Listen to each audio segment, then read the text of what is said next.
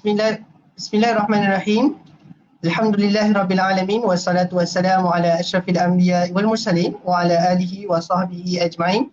Allahumma salli ala sayyidina Muhammad wa ala ali sayyidina Muhammad. Amma ba'd. Assalamualaikum warahmatullahi wabarakatuh.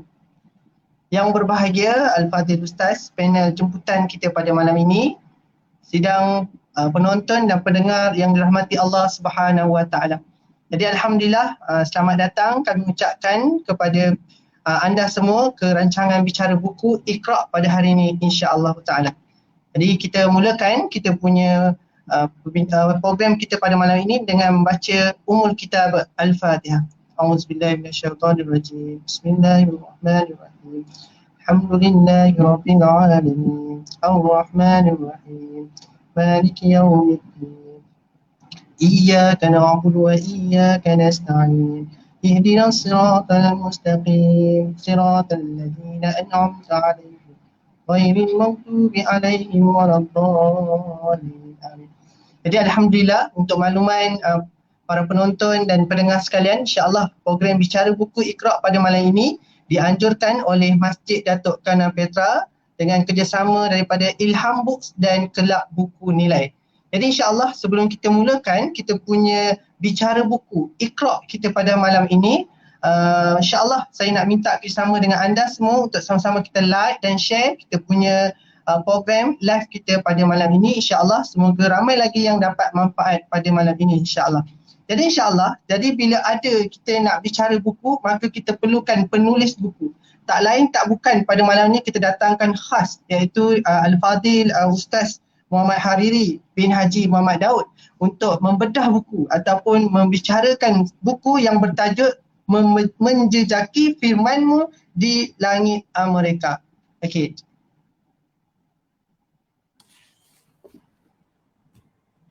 Okey Ustaz, Assalamualaikum Ustaz. Assalamualaikum warahmatullahi wabarakatuh. Ustaz, insya-Allah kita boleh mula Ustaz ya? Boleh. Okey, alhamdulillah. Jadi insya-Allah saya ingin memperkenalkan sedikit berkaitan dengan peribadi Ustaz, iaitu alhamdulillah sekarang ni Al-Fadhil Ustaz merupakan penolong pengarah kanan JAKIM. Latar belakang pendidikan Al-Fadhil Ustaz, beliau mengambil diploma di Kuzza, kemudian sambung ijazah sarjana muda di USIM dan dan beliau sambung di peringkat sarjana di UPM. Jadi alhamdulillah Al-Fadhil Ustaz telah melahirkan ataupun telah menerbitkan banyak buku. Saya lebih kurang 15 buku saya. Dah lebih 15 buku saya. Lebih kurang begitu dah. Jadi antara buku yang Ustaz telah lahirkan ialah Menjejaki Firman-Mu di Langit Amerika. Jadi Ustaz, kami ingin tanya, bagaimana boleh terlahirnya buku Menjejaki Firman-Mu di Langit Amerika, Ustaz? Dipersilakan. Bismillahirrahmanirrahim. Assalamualaikum warahmatullahi wabarakatuh. Alhamdulillahi rabbil alamin. Wassalatu wassalamu ala asyrafil anbiya'i wal mursalin wa ala alihi wa sahbihi ajma'in. Yang saya hormati saudara Mustaqim, daripada rakan-rakan dari Masjid Datuk Kelana Petra Putra Nilai, teman-teman dari Ilham Books dan juga Kelab Buku Nilai. Terima kasih kerana menjemput saya pada sesi kali ini. Sebelum ini saya menonton beberapa siri perkongsian buku melalui live stream ini dan alhamdulillah kali ini dapat bersama dengan tuan-tuan lah. Saya mohon maaf kerana terlewat sedikit kerana hari ini kami di JAKIM mengadakan raptai untuk sambutan majlis Ma'al Hijrah peringkat kebangsaan yang akan disambut pada esok hari lah, pada waktu sebelum maghrib. Jadi dengan harapan kami mula raptai tadi lepas asar, habislah isyak. Tapi lepas daripada maghrib tadi ada beberapa benda yang perlu diperkemaskan lagi. Jadi sambunglah lepas maghrib. Jadi sampai ke rumah tadi 9-10 minit. Jadi terlewat sikit lah. Minta maaf kepada para penonton yang menonton lah. Sebelum ini saya ada menonton juga perkongsian buku daripada Profesor Dr. Zulkifli Hasan yang bertajuk Islam di Barat kan, Islam di Barat, Muslim di Timur. Satu buku yang beliau berkongsi tentang travelog beliau ke beberapa buah negara.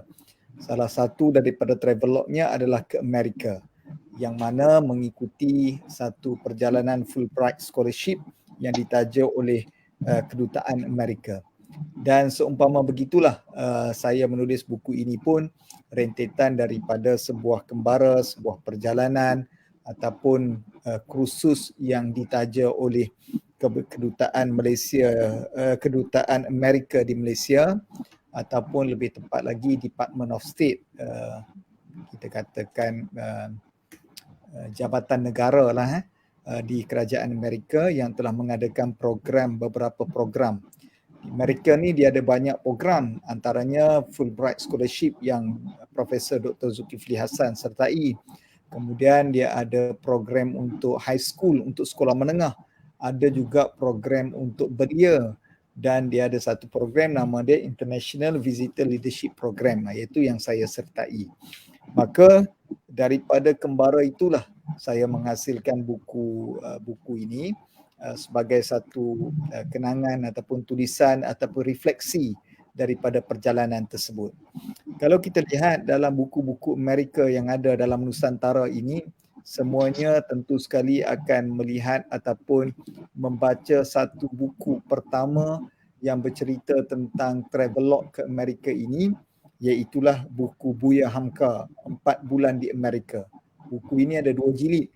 Dia mengikuti satu program seumpama kami lah.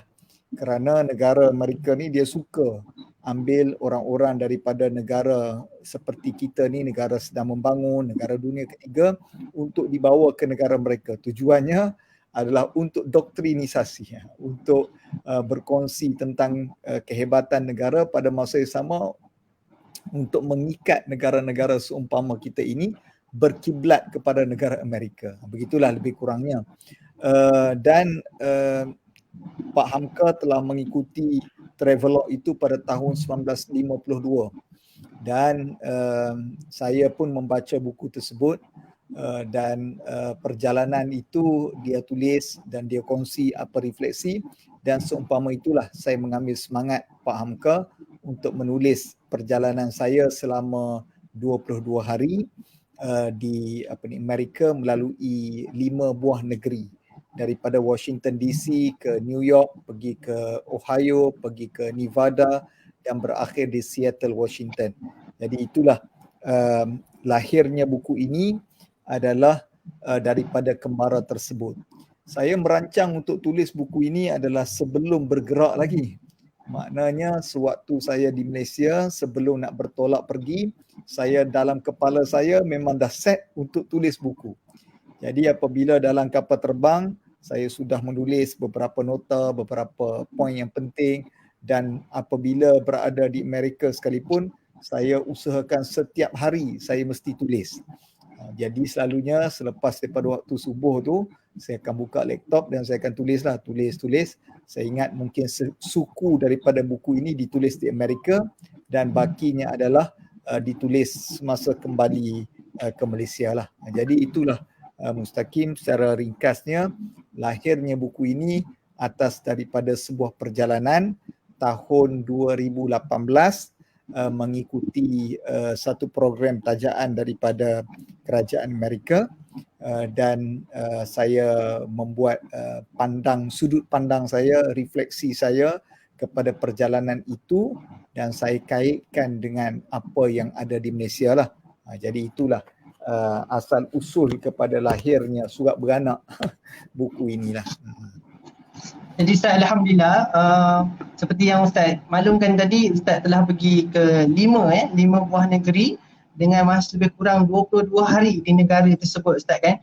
Jadi mungkin Ustaz boleh ceritakan pengalaman Ustaz mengunjungi tempat-tempat di Amerika itu, sebab kita tahu bahawa negara Amerika ini adalah merupakan negara, orang kata negara barat lah, bukan negara Islam. So apa ibrah yang Ustaz boleh kongsikan dekat kami sepanjang Ustaz menjelajahi selama 22 hari Ustaz berada di sana? Silakan Ustaz. Baik, kita harus tahu bahawa saya di dalam buku ini saya tidak mengambil jalan untuk memuja dan memuji negara Amerika. Ada orang yang apabila dia pergi travelog, dia akan memuja dan memuji semua yang ditunjukkan, diceritakan kebaikan. Tetapi saya mengambil jalan tengah. Ada perkara yang saya puji dan ada perkara yang saya kritik. Dan saya buat perbandingan dengan Malaysia. Jadi buku ini saya seumpama melihat apa yang ada di Amerika, yang baik kita kongsikan dan yang mana tidak baik saya juga tulis sebagai satu sempadan kepada pembaca.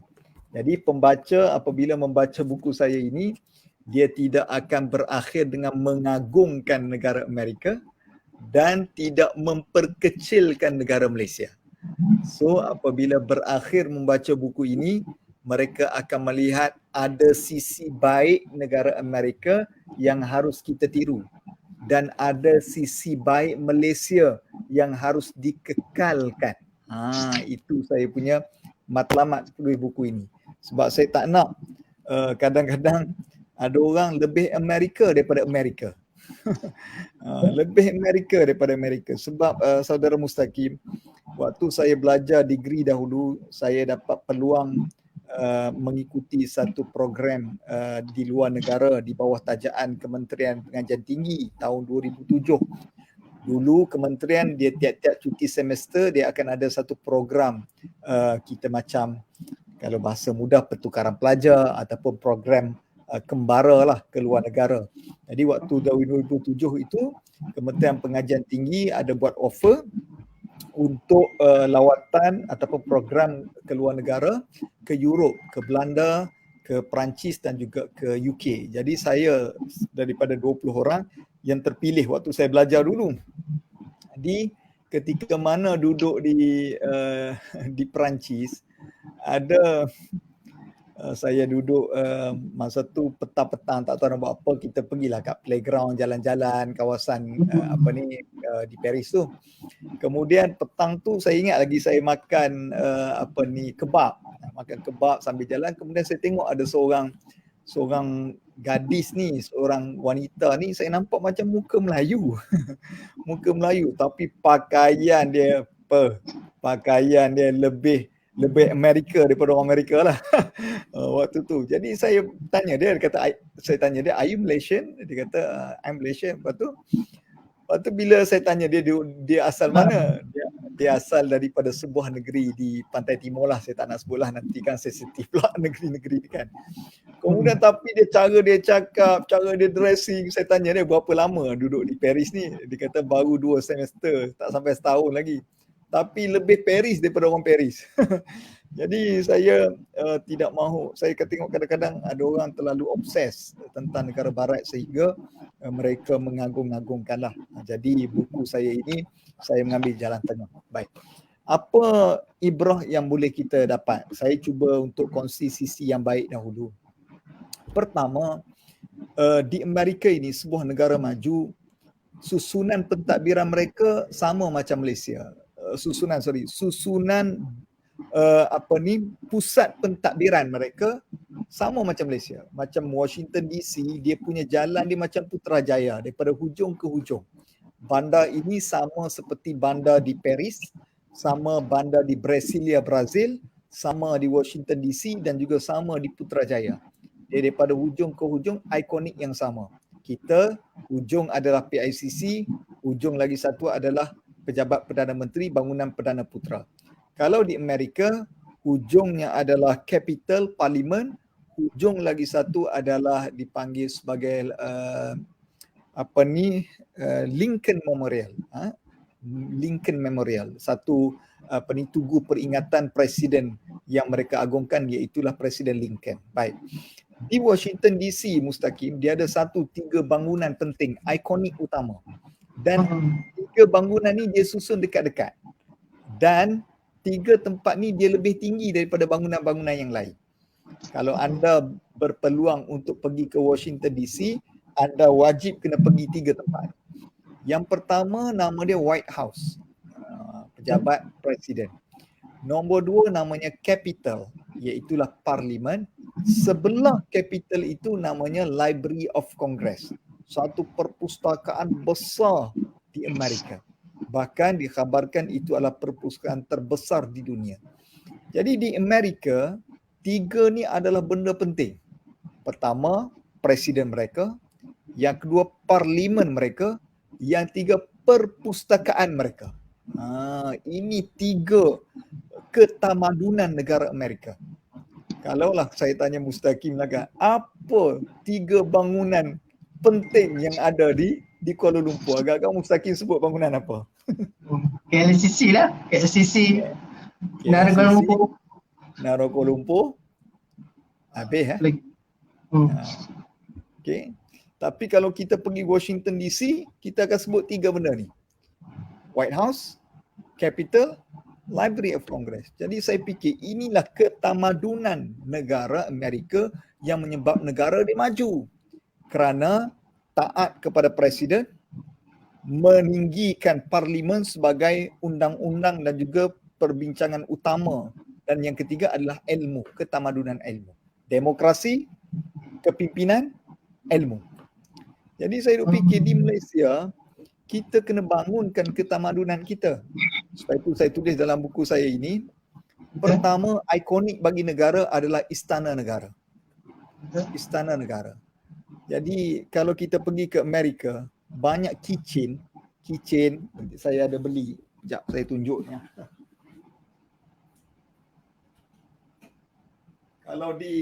Kalau di negara Amerika, kita pergi ke souvenir shop ataupun kedai cenderamata, kita akan jumpa souvenir macam ni Mustaqim paling banyak. Iaitu White House, Capitol, kemudian Library of Congress. Macam ni dia punya cenderamata. Keychain ke apa benda kan. Cuba kita tengok cenderamata negara Malaysia. Apa dia kan. Jadi saya duk fikir, macam mana mereka meninggikan institusi ini kerana mereka sendiri meninggikannya. Kita, istana negara, kita tak tinggikan. Kita tak letak sebagai ikonik.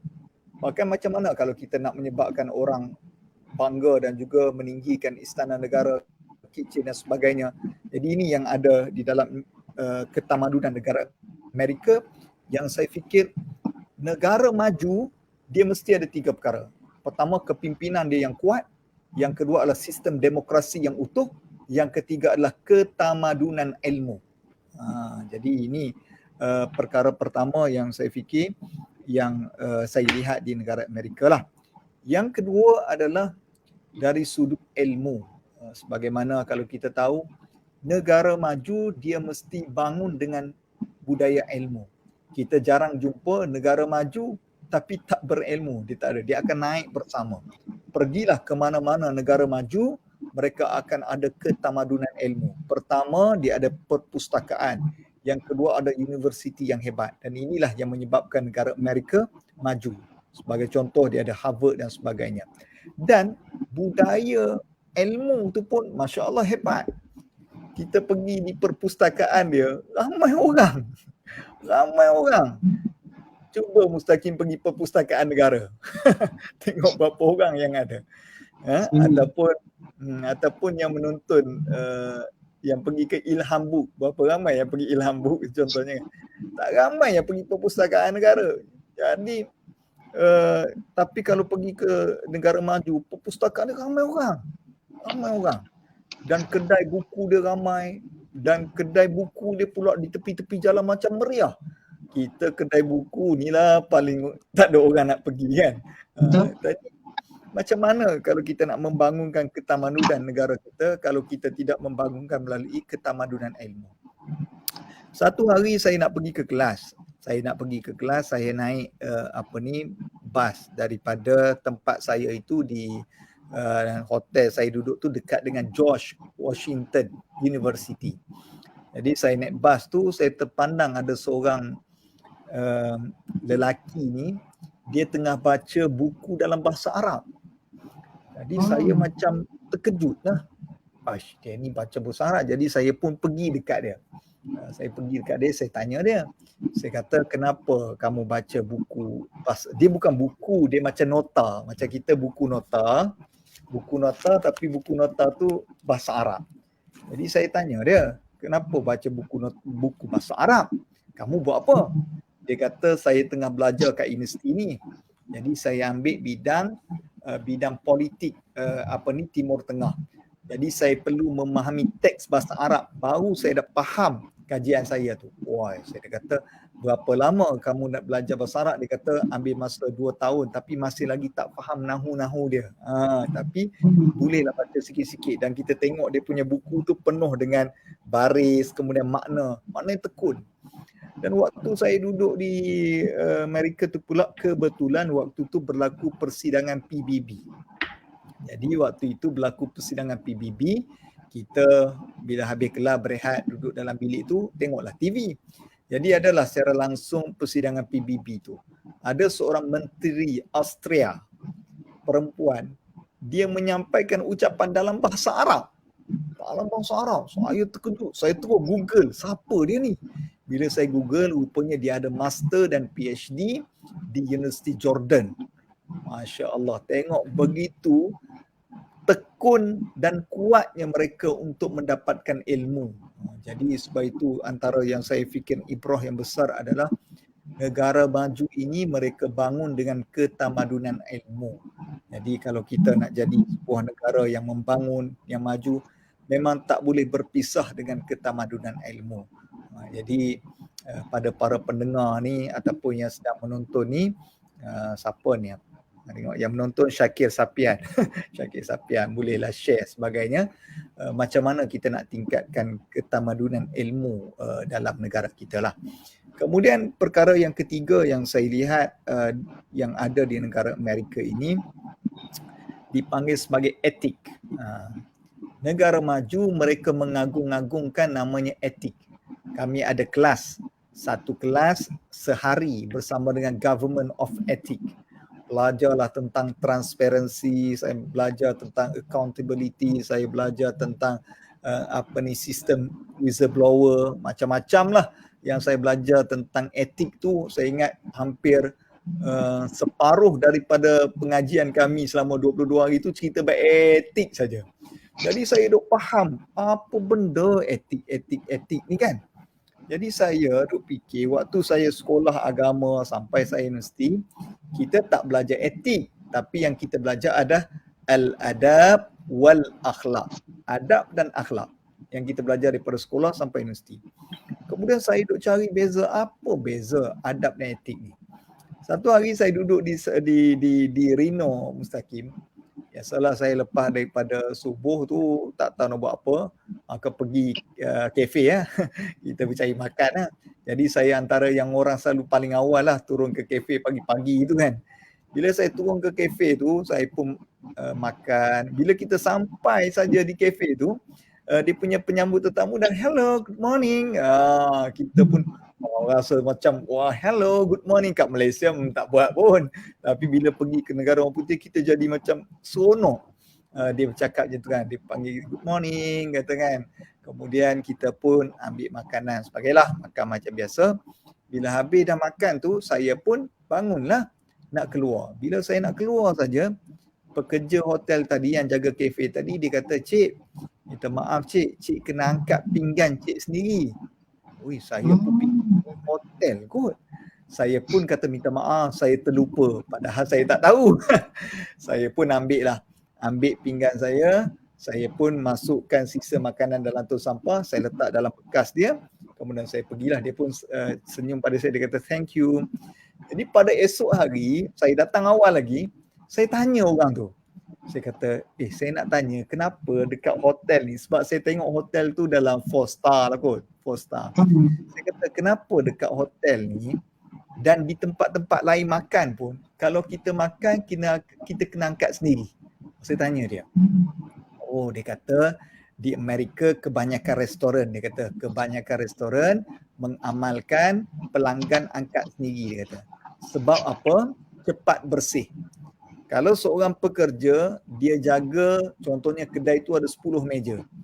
Jadi kalau dia sedang bersihkan meja A, tiba-tiba B dengan C bangun. Jadi menyebabkan pinggan, mangkuk semua berselerak lagi, tapi customer datang lagi. Jadi menyebabkan tempat kita tu lambat bersih, dia kata. Oh, saya fikir betul juga macam suasana di Malaysia waktu makan di RNR Hari Raya. Bila kita sampai ke RNR penuh pinggan, kita pun panggil cepat. Panggil cleaner tu seorang jaga dekat 10 meja. Jadi lambat dia. Jadi dia kata apabila pelanggan makan, pelanggan akad dan pekerja hanya datang lap saja. Jadi tempat tu cepat bersih. Oh, saya kata macam tu. Itulah namanya etik. Jadi bila saya balik ke Malaysia, Mustakim, saya pun terpengaruh lah sekejap. Saya balik ke Malaysia, saya makan di pejabat saya, di kafe pejabat saya mulalah nak tiru tu.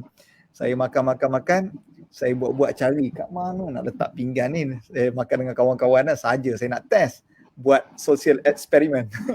Saya makan, saya cari mana tempat nak letak ni. Lepas tu kawan saya kata, hari ni dia kata biar je. Nanti kan pekerja datang ambil makan gaji buta pula nanti. Jadi saya jumpa. Itulah mentaliti negara maju dan negara kurang maju. Negara maju, kalau kita makan, kita angkat, tempat tu cepat bersih. Kalau negara kurang maju, kita angkat, pekerja makan gaji buta. Tengok tak macam mana daya fikir, macam mana daya bertindak dan juga pemahaman tentang etik. Kita belajar adab dan akhlak daripada sekolah kafar sampai sekolah menengah masuk universiti. Tapi kita faham adab dan akhlak duduk dalam buku, tapi tak praktik.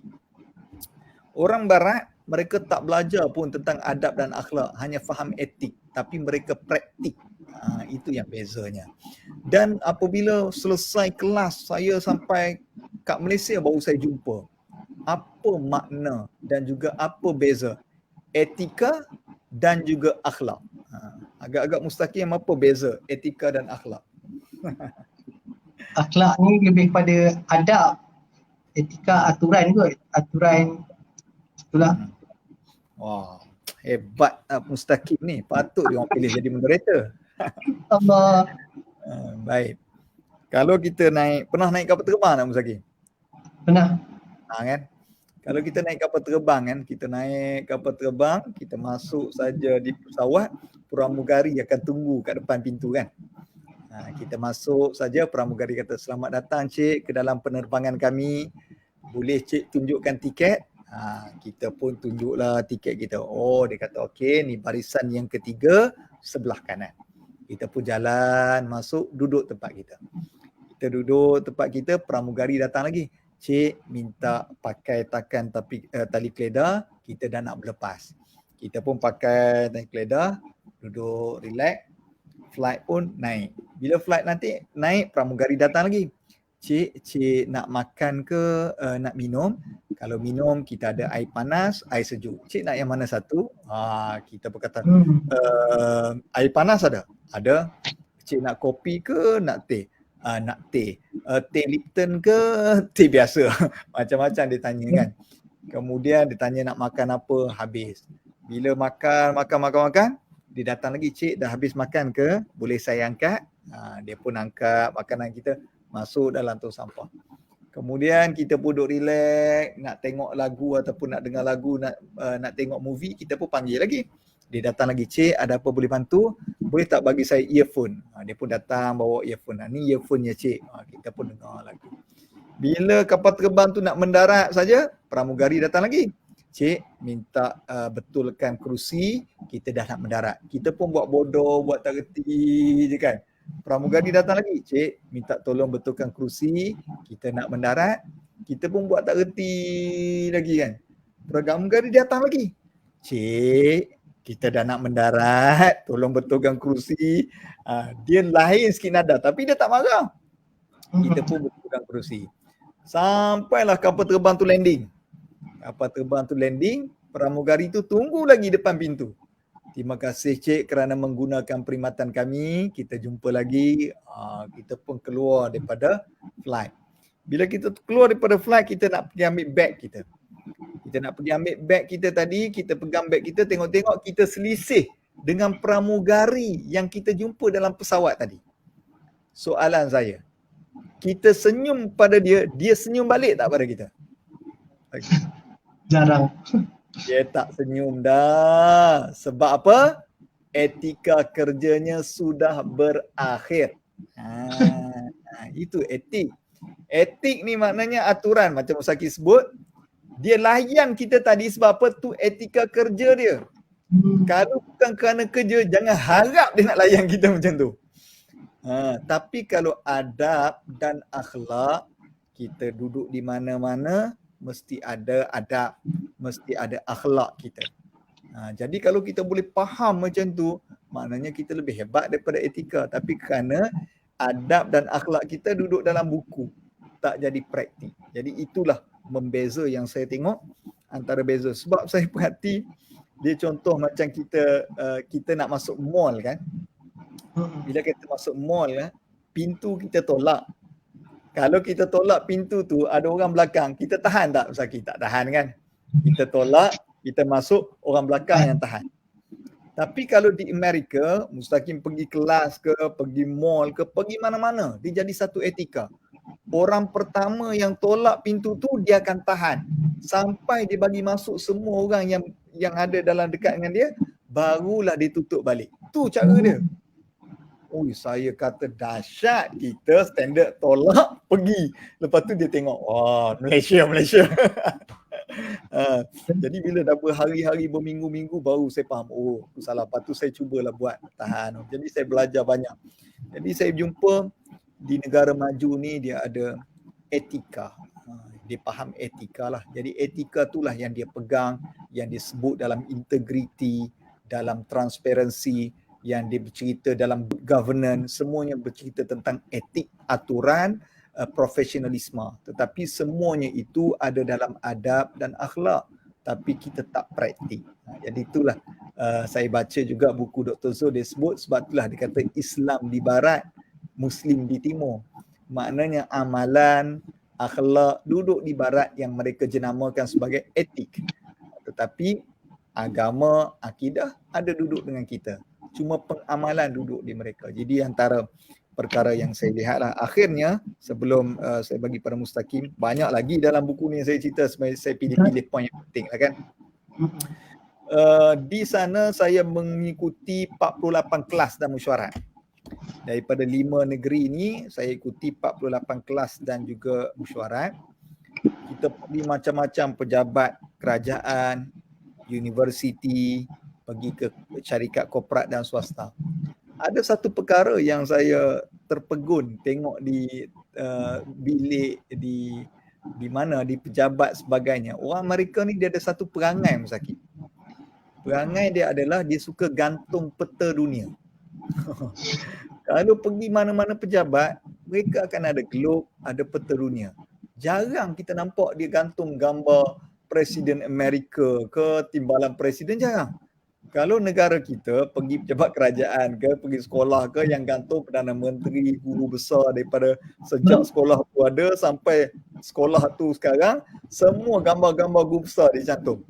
Tapi di Amerika tak ada. Mereka suka gantung peta dunia. Saya pun heran, kenapa peta dunia? Sampailah satu hari kami duduk di Rino. Rino ni dia ada satu program rumah angkat. Jadi saya duduk rumah angkat, bapa angkat saya tu adalah bekas ketua hakim daerah tersebut lah. Jadi dia dah pencen. Jadi bila dia duduk 2 orang pencen, dia suka terimalah program-program pertukaran pelajar, program-program profesionalisme yang ada program homestay program ni. Jadi bila duduk dengan dia, makan rumah dia apa sebagainya, pergilah bilik dia. Bilik dia pun memang ada globe, ada peta. Kemudian ada dia ada balcony. Di balcony dia tu dia letak katil. Okay, macam tak ada ni lah, kira beratapkan awan lah. Saya pun kata, buat apa kat sini? Dia kata, malam-malam saya suka duduk sini sambil baca buku, tengok langit. Dia kata, oh, saya kata kalau hujan masuklah, dia kata. Di tepi katil dia tu ada satu buku. Tajuk dia 500 Countries, 1000 Ideas. Jadi saya pun tanya dia, kenapa baca buku ni? Dia kata dengan baca buku ini saya boleh mengembara ke 500 buah negara dan saya dapat idea. Dia kata dalam dunia ni ada satu map namanya number one map, peta nombor satu. Saya tak ingat siapa yang membuat peta itu. Peta tu dia bukan macam peta yang biasa kita tengok Malaysia, Kuala Lumpur lah. Dia letak Malaysia, dia tandakan dekat Malaysia ni apa hasil mahsul yang ada di negara tu. Contoh dia letak Thailand, dia letak padi. Dia letak Vietnam, dia letak tepung. Jadi dia letak kan. Lepas tu dia kata kita duduk Amerika, kita boleh tahu di negara tersebut ada apa. Dia kata dalam dunia maju sekarang, kita tidak bekerja dalam negara kita. Duduk tanah orang adalah hasil kita. Jadi contoh dia tengok negara ni ada teh, macam mana dia nak dapatkan teh? Itu pemikir geng-geng penjajah ni rupanya. Jadi sebab itu mereka suka gantung peta. Dalam pemikiran mereka adalah imajinasi menguasai. Jadi saya pun kajilah apa peta ni. Jadi saya beli buku Atlas. Ingat tak zaman sekolah dulu kita ada buku Atlas. Jadi buku Atlas ni dia cerita pasal peta dunia lah. Jadi dalam buku Atlas tersebut dia kata orang yang tengok peta dia akan membina imajinasi. Jadi saya pun test beli peta. Saya beli peta Mustaqim, saya tampal dalam bilik anak saya. Anak saya lelaki, saya tampal bilik dia. Saya nak tengok apa reaksi dia. Bila saya tampal peta, memang dia tanya saya. Dia kata, Abi, dia kata sini Argentina. Kata sini Argentina. Oh, dia kata Messi duduk kat sini. Dia minat Messi kan. Dia kata, saya kata minat sini. Oh, dia kata kalau daripada Malaysia nak pergi ke Argentina ni berapa jauh? Oh, saya pun ceritalah lebih kurang dalam 24 jam. Oh, dia kata kalau kita nak pergi kita kena ikut mana. Jadi saya nampak maknanya dia boleh membina imajinasi dengan peta ni kan. Jadi saya kata sebab itu orang barat dia suka gantung peta. Kita suka gantung gambar orang. Dalam rumah kita semua gambar degree, gambar master, gambar apa gambar je kan. Tapi orang putih ni dia suka gantung peta. Jadi mungkin boleh buat kajian lanjut lah. Peta ni boleh membina minda macam mana kan. Jadi itulah lebih kurang poin-poin yang saya kongsikan dalam buku yang lebih kurang 200 muka surat ni. Okay, Ustaz, Alhamdulillah. Itu antara tempat-tempat yang Ustaz dah pergilah. Cuma saya tertariklah apa yang Ustaz maklumkan tadi bahawa Islam di barat, Muslim di timur. Jadi saya ada baca juga buku Ustaz ni yang Ustaz ada pergilah beberapa tempat-tempat yang Islamic Center, ada pergi masjid dan sebagainya. Kita tak sangka kan, kadang-kadang kita fikir negara mereka ni adalah negara bukan Islam kan, tapi mereka masih lagi menerima Islam dan sebagainya. Mungkin Ustaz boleh cerita sedikit bagaimana Islam di Amerika. Silakan. Baik, sebelum kita nak bercakap tentang Islam di Amerika, kita kena faham tentang struktur negara Amerika. Struktur negara Amerika adalah sebuah negara republik. Republik ni maknanya dia memisahkan ataupun kita bahasa orang sebut selalu negara sekular, tapi dia negara republik lah. Maknanya dia memisahkan agama dari sudut pentadbiran. Maknanya agama bukan tanggungjawab negara. Kalau macam kita, agama tanggungjawab negara. Di Amerika tidak. Kalau kita nak faham dalam region kita ini, sungguh menarik kalau kita nak belajar tentang region kita. Contoh negara yang seperti mereka adalah Singapura, iaitu negara republik sekular yang memisahkan pentadbiran agama dan juga pentadbiran negara. Kalau kita nak faham tentang negara yang monarki, itu ada di Brunei.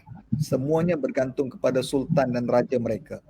Kemudian ada negara yang menggabungkan kedua-dua, monarki dan juga demokrasi. Itu negara kita, negara Malaysia. Iaitu kita ada raja berperlembagaan. Kita ada sistem eksekutif yang mentadbir negara, tetapi pada masa yang sama raja sebagai penaung kepada sebuah negara. Kemudian kita tengok jiran kita pula, iaitu negara Pancasila Indonesia yang bahawa negara menjadikan agama itu semuanya sama, Pancasila. Tidak ada satu agama rasmi tapi semua diiktiraf sebagai agama. Jadi bila kita faham macam tu, kita seronok. Kita tengok kalau negara Amerika ini mereka memisahkan pentadbiran dengan agama. Maknanya tidak ada jabatan mengurus agama. Kalau macam di Malaysia ada JAKIM, maknanya peruntukan boleh diberi, tapi Amerika tak ada. Maknanya agama diurus oleh individu, maknanya kita. Jadi kita ini berkumpul dalam satu komuniti, buatlah masjid. Maka banyak masjid yang dibeli daripada gereja. Ada gereja yang membeli dewan jadikan gereja. Maknanya kau nak buat masjid, kau nak buat apa, kau carilah duit sendiri. Itu konsep dia. Jadi kita kena faham sistem tersebut lah. Jadi apabila tersebut Islam di Amerika ini dia tidaklah majoriti, tapi dia minoriti. Tapi dalam buku saya tulis ini adalah minority is majority, majority is minority. Saya kongsikan sebab ada satu kritikan saya kepada negara Amerika. Negara Amerika dahulunya negara yang membenci LGBT. Waktu George W. Bush, mereka tidak mengiktiraf langsung LGBT, bahkan keras melawan LGBT. Sehingga kan LGBT ini membuat demo di hadapan White House kerana menuntut hak mereka, dan George W. Bush tak beri langsung.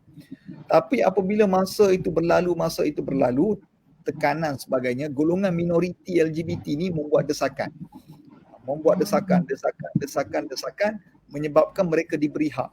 Pada kali kedua Obama nak bertanding sebagai Presiden Amerika, mereka beri kebenaran kepada LGBT dan diiktiraf keraitannya dan peranannya, dan ada beberapa kes terutamanya di Ohio membenarkan perkahwinan sejenis.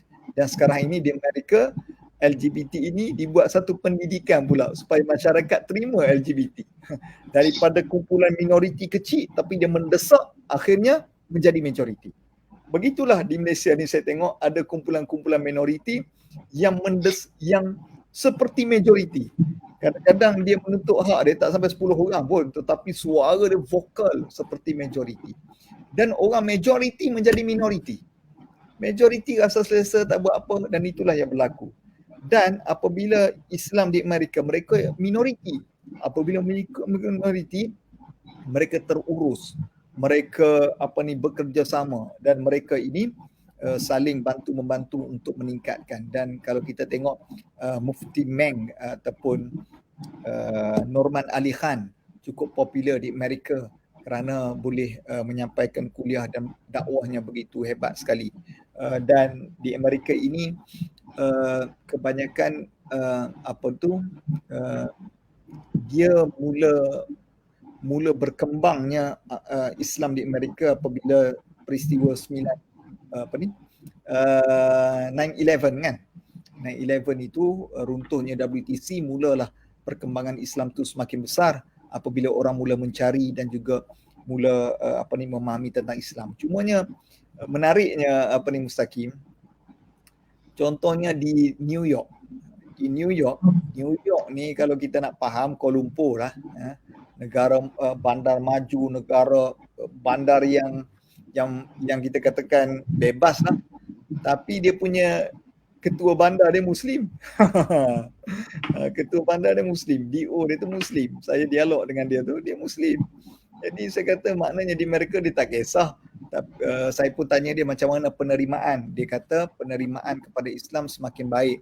Cumanya isu-isu berkaitan dengan terorisme sajalah yang menyebabkan Islam itu berkaitan dengan teroris, yang menyebabkan persepsi negatif. Ala kulihan perkembangan dan juga komuniti Islam di Amerika sangat baik, dan ada masjid-masjid yang hidup dengan pengajian dan sebagainya, dan saya fikir ia tidak menjadi satu halangan lah. Cumanya saya tengok beberapa faktor perkembangan, antaranya adalah kemasukan daripada pedagang-pedagang Arab ni. Pedagang Arab ni yang buat nasi Arab, yang buat sebagainya ni pun antara faktor-faktor yang menyebabkan pengembangan agama Islam di sana lah. Di samping itu, ramai pensyarah-pensyarah hebat di Harvard University yang pensyarah daripada Muslim yang mengajar di Harvard University lah. Jadi yalah, kalau kita nak bandingkan Malaysia dan juga Amerika tu mungkin tak sebanding. Cuma perkara yang saya lihat adalah apabila dia minoriti ni Mustaqim, dia menyebabkan semangat keislaman tu tinggi. Contoh saya nak pergi semayang di Masjid Ar-Rahman dekat New York tu. Masuk Zuhur pukul 1.30, pukul 12 dah ada dah. Pukul 12 dah ada dah orang menunggu, orang baca Quran, kemudian orang ni. Kemudian bila kita sampai saja, Assalamualaikum, dia bagi salam, kemudian dia mesra. Kita orang bagi masjid, tengok kening, angkat kening kan, bagi salam pun tidak. Tapi di sana dia cepat mesra. Dan kemudian kita mereka saling bertegur sapa, imarah, dan masjid tu penuh. Saya tengok bila soft tu semayang Zuhur macam kalau kita ni ramai lah. Saya kira lebih kurang 9 soft. Satu soft tu kat 30 orang. Ramai semayang Zuhur. Dan saya tengok ada cleaner, ada pemandu teksi, ada corporate, macam-macam semayang. Saya kata Masya Allah. Ini yang saya sebut minority is majority, majority is minority inilah.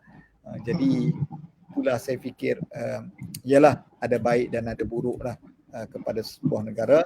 Namun itu sisi pandang yang saya tengok lah sebatas perjalanan saya. Itulah macam saya ada baca jugalah, waktu bulan puasa memang masjid open je saya, boleh ambil apa semua kan. Bulan puasa cuma saya tak sempat lah berpuasa di sana. Cuma di komuniti dia, masjid ni dia suka bagi bantuan. Dia bagi makan, dia jadi satu tak kisah benda macam tu. Jadi itu semangat, saya fikir semangat orang Islam apabila minoriti lah. Tapi itulah Ustaz, maksudnya tak adalah masa, tak tahulah kan, sekarang ni nampak macam dah ni sikit kan. Cuma kalau tengok waktu dulu pun, maksudnya diorang ni bebas lah, kebebasan agama mereka tu taklah sampai parah sangat. Sebab saya baca buku Ustaz ni pun, dia kata Presiden sendiri merasmikan dia punya Islamic Center dan sebagainya. Betul. Dia Amerika ni saya tengok pemimpin politik dia orang ni bijak lah. Bijak ke apa? Untuk mendapat sokongan. Jadi mereka ni boleh berlakon. Boleh berlakon. Pagi pergi rasmi masjid, petang pergi rasmi gereja. Dia berlakon. Asalkan dia dapat sokongan. Jadi dia memikir orang Islam juga pengundi dan mereka pun perlukan sokongan pada orang Islam. Jadi sebab itu saya tulis dalam buku saya yang Mustaqim baca tu kan. Maknanya dia rasmi, waktu dia sampai kat masjid dia sebut kita adalah satu rumpun, kita mahu hidup sana. Tapi petang dia pergi bom di Arab Saudi. Jadi sebab itu saya fikir dia bertoleransi agama tu tinggi. Cuma Mustaqim, waktu saya melawat WTC yang runtuh tu, memang persepsi mereka yang buatnya orang Islam. Itu tebal. Jadi bila kita duduk kat situ, kita bertanya kepada pemandu pelancong ataupun rakyat mereka, memang dia akan tuduh Islam. Jadi itu satu persepsi yang tak boleh, yang agak sukar untuk diubah dan mungkin memakan masa lah. Kerana mereka memandang Islam itu adalah teroris. Tapi sebab itu komuniti Islam di US ini mereka banyak buat program kebajikan, mereka menyantuni untuk menukar persepsi mereka kepada mereka lah. Tetapi saya tengok perkembangan itu waktu saya pergi itu maknanya tak adalah dia tengok kita tu takut, maknanya persepsi itu bertambah. Cuma curiga tu tinggi lah. Bila saya sampai di airport tu pun, saya ni body kecil pun agak-agak lah nak tuduh teroris. Tapi saya kena tahan. Dalam kawan-kawan 10 orang tu, saya yang kena. Tiba-tiba saya jalan, padahal imigresen dah lepas lah. Saya berjalan nak keluar pergi bas dah. Tiba-tiba polis 2 orang sekat saya. Dia minta masuk ke satu bilik, kemudian dia spot check. Dia buka beg saya, dia tanya nak pergi mana, bawa duit berapa. Lepas tu saya dah macam jam dah. Banyak sangat soalan. Sampai kita dah tak tahu sebab lagipun kita baru sampai. Jadi kita tak tahu. Jadi yang menyelamatkan saya adalah surat daripada Duta Amerika di Malaysia. Saya teringat ada satu surat. Saya pun buka surat tu, saya tunjuk pada dia. Saya ni adalah tetamu dan juga peserta khusus. Jadi bila dia tengok, baru dia kata, okey, boleh pergi. Jadi sangat menjaga. Persepsi tu masih ada lah. Itulah. Okay Ustaz, insyaAllah soalan yang terakhir lah. Seperti Ustaz bagi tahu tadi, ada 3 tempat yang kita perlu, yang sebaiknya lah kita pergi kat sana kan. Kita pergi, antaranya ialah Library of Congress. Jadi mungkin Ustaz boleh ceritalah di antara budaya ilmu di Amerika macam mana. Tadi Ustaz dah cerita sedikit kan, suasana perpustakaan dan sebagainya. So bagaimana mereka punya rakyat mereka ni boleh hidup dengan budaya ilmu seperti itu. Silakan Ustaz. Baik, saya memang perlu akui dan perlu saya dalam banyak-banyak perkongsian buku ini memang saya cakap pasal budaya ilmu. Sebab negara maju mesti dia bangunkan budaya ilmu dia. Sebab mereka tak boleh maju kalau tanpa budaya ilmu. Universiti terbaik pun duduk di tempat mereka. Kalau kita tengok apa yang saya maksudkan dengan budaya ilmu adalah, pertama, kedai buku banyak. Maknanya kita pergi ke bandar tu mesti jumpa kedai buku. Kalau macam tempat kita nak cari kedai buku tu susah. Terbalik.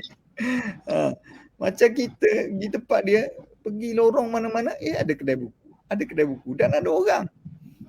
Kemudian yang saya seronoknya, mereka suka buat program macam ni, resensi buku ni, tapi buat di dalam kedai buku. Kita ni jarang lah ada macam tu. Lepas tu saya kata, jauh beza lah kita nak kejar negara maju ni kalau kita masih terbelakang dalam budaya ilmu. Yang keduanya adalah rakyat dia suka baca buku. Suka baca buku ni,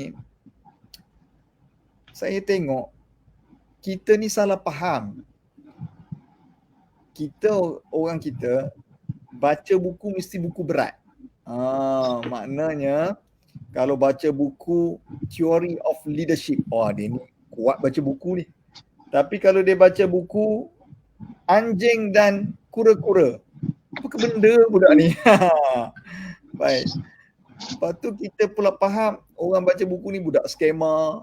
Tapi jadi ini persepsi-persepsi yang ada daripada peringkat sekolah lagi.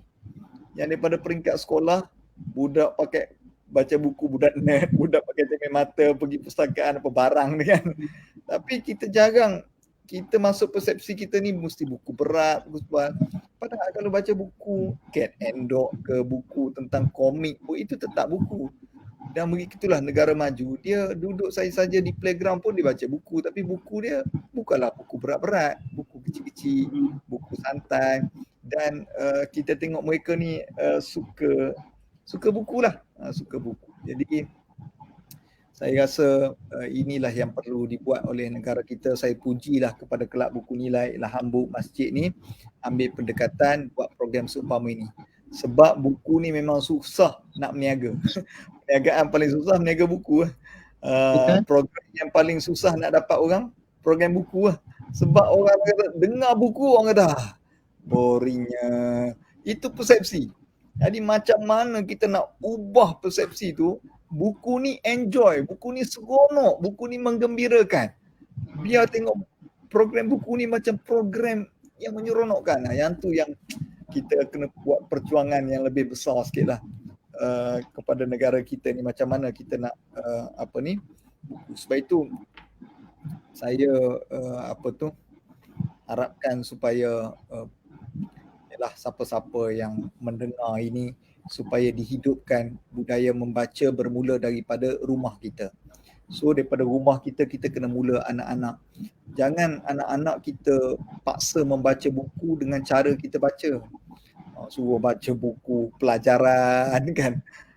Bosan. Jadi budak-budak akhirnya dia masuk dalam kepala dia baca buku ni buku pelajaran sahaja. Jadi tak kisah beli buku komik. Dan kita pun minat buku ni pun kerana kita baca Dragon Ball dulu. Dragon Ball, buku Dewata Raya, itulah buku yang kita baca dulu. Jadi sebelum baca buku-buku berat ni mesti jumpa buku tu.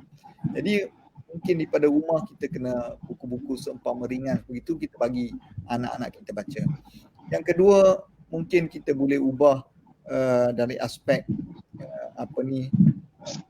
kita katakan membudayakan buku dalam komuniti kita. Buat usrah buku, buat kelab buku, dan kelab buku itu kita buat dengan begitu yang menyeronokkan, dan ada program-program buku yang lain lah. Dan akhirnya adalah yang saya fikir pembudayaan ilmu yang paling besar yang perlu kita buat adalah untuk memperkayakan perpustakaan. Memperkayakan perpustakaan. Itu tak tahulah macam mana nak kena buat tapi saya fikir di tiap masjid, di tiap komuniti kalau ada Muhammad Sofian kata ada tips tak untuk membudaya buku anak-anak. Macam saya sebut tadi, pertama kena buang persepsi. Mak ayah kena buang persepsi. Buku bukan buku akademik semata-mata. Jadi kenapa anak-anak bosan? Kerana apabila disuruh baca buku akademik. Jadi akhirnya dia fikir boringnya. Jadi kita mungkin boleh, contohnya dia minat boboiboy. Budak umur 4 tahun, 5 tahun minat boboiboy. Jadi kita beli buku komik boboiboy. Jadi dalam komik itu tujuannya apa? Untuk bina minat dia dulu. Jadi sebelum dia baca buku tebal-tebal macam ni, biar dia baca buku ni. Jadi mak ayah mesti ada investment. Pergi beli buku komik. Buku cerita kanak-kanak. Bagi dia baca, bagi dia seronok. Kemudian bagi buku-buku yang buku dipanggil sebagai one day one story ataupun one night one story. Jadi mak ayah bacakan kepada anak-anak satu cerita buku sebelum dia tidur. Jadi budayakan. Kemudian kita akan lompat kepada buku inquiry, buku yang benda yang dia nak tahu. Contohnya buku sains tentang binatang. Maka kita cerita pada dia, "Oi, adik nak tahu tak? Ada satu haiwan yang dia ni umur dia beratus tahun tapi dia berjalan pun malas." Exercise malas tapi umur dia panjang. Binatang apa? Nama dia kura-kura. Kura-kura boleh hidup 150 tahun tapi berjalan tidur je. Ada haiwan yang melompat hari-hari, namanya arnab, tapi dia boleh hidup 12 tahun saja. Jadi buku-buku macam ni menyebabkan budak-budak rasa macam wah betul lah. Jadi dia akan ingin tahu. Jadi inilah budaya pembacaan yang saya fikir untuk anak-anak lah. Jadi tapi ala kulihan dia mesti bermula dengan mak ayah. Kalau mak ayah suka handsetan, anak pun sukalah handsetan. Tapi kalau anak-anak suka buku, anak-anak pun suka buku. Jadi budak-budak ni dia lebih tengok apa yang dia lihat daripada apa yang dia dengar. Okay? Budak-budak ni dia mudah tangkap apa yang dia lihat daripada apa dia dengar ni. Kita dah cakap baca buku, dia tak jadi. Tapi kalau dia tengok ayah dia baca buku, dia pun baca buku. Sebab budak ni mata dia ni kuat. Dia tengok ayah ni suka macam ni, dia buat macam ni. Tapi kalau dengar cakap, dia kurang. Bukan kata pada anak tuan-tuan, anak saya pun sama. Bercakap, nasihat, marah, suruh semayang, ke laut kalau kita tak pesan. Tapi kalau kita semayang dengan dia, dia akan ikut. Sebab dia akan ikut apa yang dia tengok, bukan apa yang dia dengar. Jadi antara pembudayaan ilmu mesti bermula daripada diri kita sendiri. Jadi itulah Mustaqim perkongsian ringkas yang dapat saya buat. Sebagai penutup, Mustaqim. Okey, saya suka untuk pergi muka surat terakhir. Ini kesimpulan buku saya. Okey. Dengar baik-baik. Ada seorang wartawan berita harian, dia baca buku saya daripada muka surat belakang. Baru saya tahu ada kaedah baru baca buku daripada muka surat belakang. Dia kata dia ni wartawan kanan. Dia kata kalau buku itu muka surat belakang dia bagus, maka dia akan bacalah keseluruhan buku itu akan bagus. Tapi kalau ending buku itu tak bagus, buku tu tak best, dia kata. Ini wartawan berita harian. Saya pun ada kaedah baca buku macam ni. Jadi dia kata buku kamu ni best sebab kesimpulan dia best. Saya pun buka balik apa yang bestnya. Jadi saya sebut saya katakan boleh sahaja kalau saya mengambil pokok di Amerika dan tanam di Malaysia. Tapi saya yakin kemungkinan ia tidak boleh tumbuh dan hidup lama kerana faktor tanah. Boleh juga saya ambil benih pokok di Amerika dan tanam di Malaysia. Tapi saya fikir pokok itu tak boleh hidup kerana faktor cuaca. Sebaiknya kita tanam daripada pokok dan benih kita sendiri kerana ia sesuai dengan tanah dan cuaca kita. Namun kita harus tukar cara membajanya, iaitu dengan menggunakan baja kerajinan dan keilmuan. Okey. Jadi itu kesimpulan daripada buku saya yang fikir saya mudah-mudahan ia bermanfaat kepada semua. Dan selebihnya buku ini dah habis dah di pasaran ni apa ni dah habis. Jadi saya pun kata macam mana nak buat. Jadi penerbit tak saya cetak lagi lah. Jadi saya pun dah bagi pada penerbit. Mungkin ada sedikit penambahbaikan daripada respon pembaca.